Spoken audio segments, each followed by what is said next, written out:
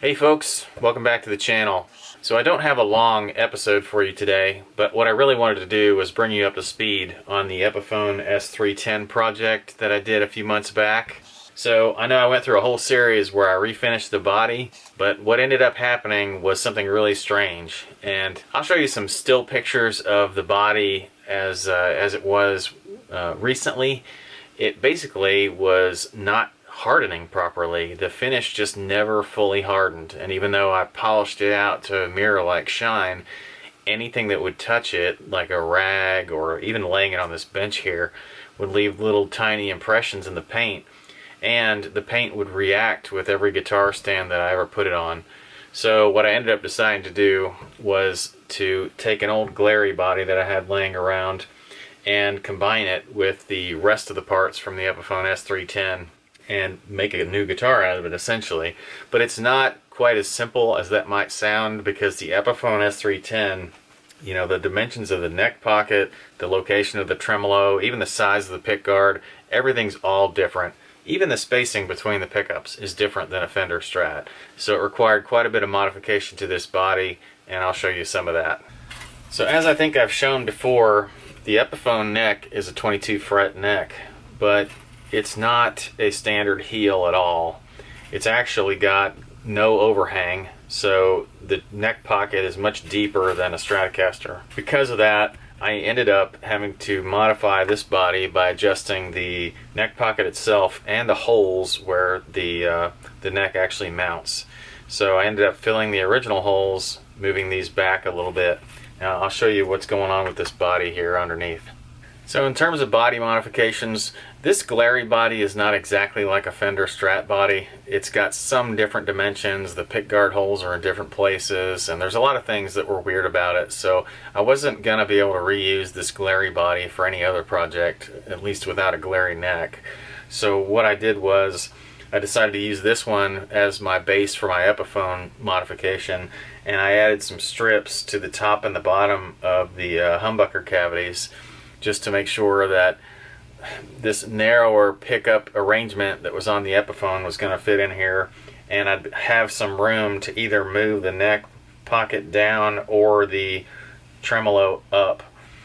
And what I ended up doing was only moving the neck pocket down into the body, so I basically routed it about a quarter of an inch to a half an inch forward, which put it right up against that strip that I created here.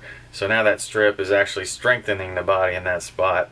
Now this is a basswood body, so it's very light, very, I would say, fragile to begin with. But anyway, the reason I chose not to move this bridge up was partly because of the finish. If I moved it up any more, it was going to start showing the line between this unfinished wood and the finished wood under the pickguard. So the other thing I did to this body was to fill all the existing pickguard holes, and I ended up having to redraw those. So let me show you a little bit more about what's going on in here, and I'll show you some still pictures too. There's some parts of the control cavity that I had to route to move this whole pickguard down toward the bridge.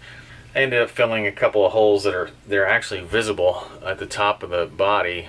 Anyway, I'll show you some different shots of that in stills, and we'll take a closer look inside here. So like I said, I did not want to move the bridge, but I did want to reuse everything Epiphone that I could. So I reused the entire pickguard, all the controls.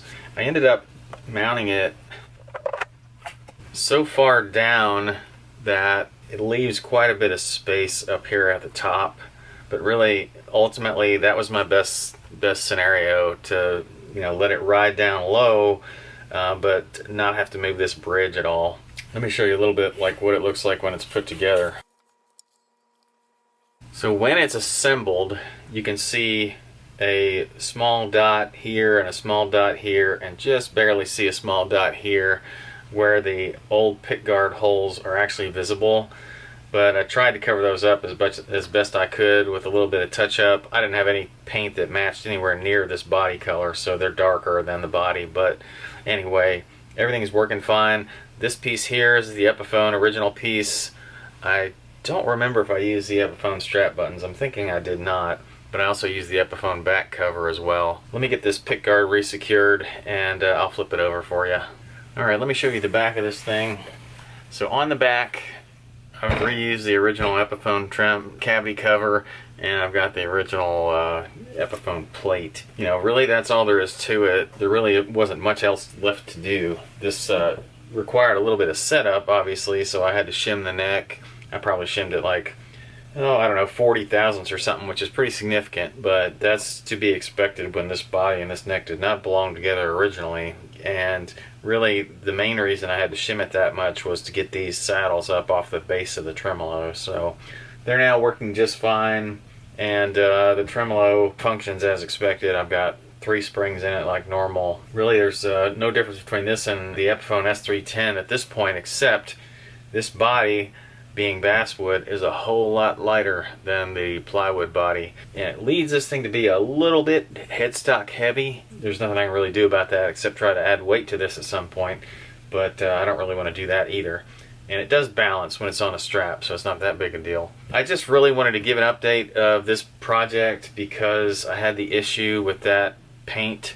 I probably will never use that paint again on a body. I don't know, I've not experienced that with that product before, but it's for some reason just refused to fully dry. It polished up really nice after a few weeks, but you know, just every time you touched it, a brand new mark would show up. So anyway, I don't want people out there using products that don't really work, and that's one that I just don't think is well suited for this kind of project. So thank you all for liking my videos. Thank you all for commenting. I appreciate all the subscriptions, and I'll catch you guys next time. See ya.